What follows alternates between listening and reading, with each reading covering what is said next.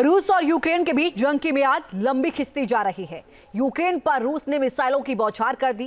Kyiv के ऊपर मिसाइलें दागी गई हैं। इन हमलों में रूस ने यूक्रेन के एक 16 फाइटर जेट को मार गिराया है। रिपोर्ट देखिए।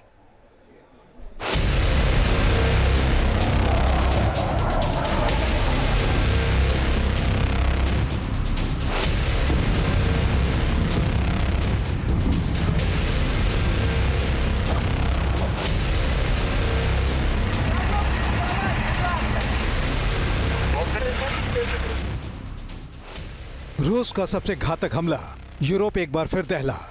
यूक्रेन पर ताबड़तोड़ बमबारी।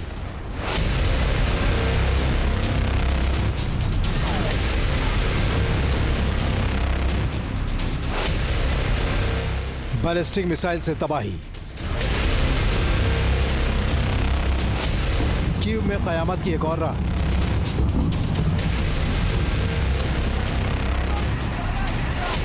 पुतिन ने चला सबसे किलर दांव।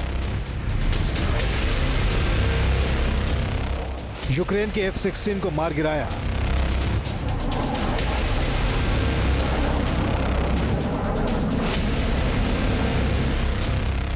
रूस ने जंग का दायरा बढ़ाया।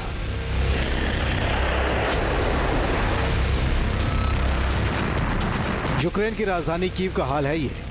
चप्पे चप्पे पर विध्वंस और विनाश के सबूत हैं ये। कीव में रूस के बमों ने बर्बादी की नई गाथा लिख दी है। पूरी रात और अहले सुबह कीव रूस के बम के धमाकों से थर्राता रहा।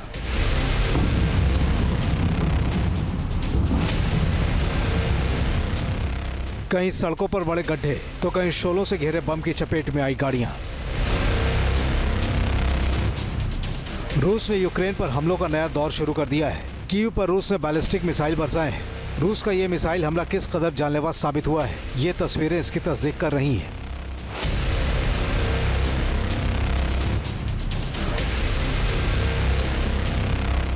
दरअसल रूस ने इन ताजा हमलों में यूक्रेन के F-16 फाइटर जेट को भी जमींदोज कर दिया है। इस हमले के दौरान F-16 में मौजूद डेनमार्क का ट्रेनर पायलट भी मारा गया है।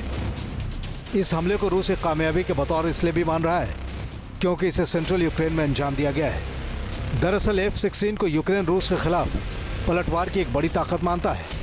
इससे पहले भी दिसंबर महीने में रूस की तरफ से एक और यूक्रेनी F-16 को मार गिराने का दावा किया गया था। डेनमार्क और नीदरलैंड्स ने यूक्रेन को 20 F-16 की खेप दी है। इन दोनों मुल्कों ने इस साल भी यूक्रेन को F-16 देने का वादा किया है।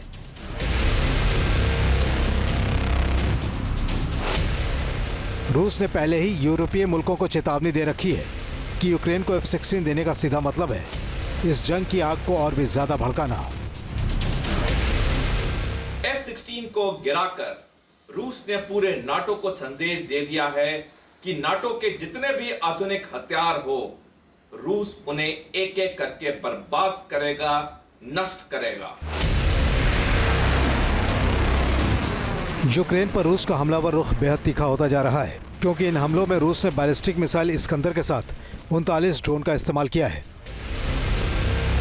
इस्कंदर मिसाइल की रेंज 600 से 700 किलोमीटर होती है और ये न्यूक्लियर वॉरहेड को भी कैरी करने में सक्षम है। रूस का दावा है कि यह पलटवार यूक्रेन की तरफ से ATACMS मिसाइल से किए गए अटैक के जवाब में किया गया है। हमलों में रूस ने यूक्रेन के डिफेंस इंडस्ट्री फैसिलिटीज को निशाना बनाया है।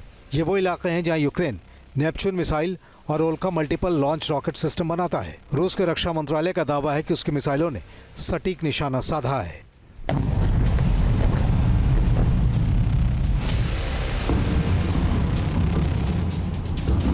दरअसल इन हमलों के जरिए रूस ने यूक्रेन की सीमा के अंदर तक अपनी दखल बनाने में कामयाबी हासिल कर ली है। डोनेट्स्क इलाके के 2 गांव को रूस की सेना ने अपने कब्जे में ले लिया है। रूस का यह भी दावा है कि इन इलाकों में 600 मकानों को खाली करा दिया गया है जहां यूक्रेन की सेना ने घेराबंदी कर रखी है। रूस ने जनवरी के पहले हफ्ते में ही 300 से ज्यादा ड्रोन और 20 मिसाइलों से यूक्रेनी शहरों के अंदर तांडव मचा दिया है। 18 जनवरी को जेपोरिजिया में रूसी सेना ने हमला बोलकर वहां मौजूद बुनियादी ढांचों को धूल में मिला दिया था। रूस के हमलों की रफ्तार से जाहिर हो रहा है कि व्लादिमीर पुतिन यूक्रेन के खिलाफ जल्द से जल्द नतीजे पर पहुंचना चाहते हैं। पिछले कुछ दिनों में रूस ने यूक्रेन पे अपना हमला और तीव्र कर दिया है। क्योंकि राष्ट्रपति पुतिन जानते हैं कि ये रूस यूक्रेन युद्ध अब ज्यादा दिन नहीं चलेगा और जैसे ही कल डोनाल्ड ट्रंप अमेरिका के अगले राष्ट्रपति पद की शपथ लेंगे, ये युद्ध भी जल्दी समाप्त हो जाएगा। रूस हमले को लेकर भले ही तेजी दिखा रहा हो, लेकिन यूरोप के अंदर इस जंग के दायरे के और भी बढ़ने का खतरा पैदा हो गया है। Team news nation. News nation अब व्हाट्सएप पर खबरों की ताजा अपडेट के लिए न्यूज नेशन के इस QR कोड को स्कैन करें।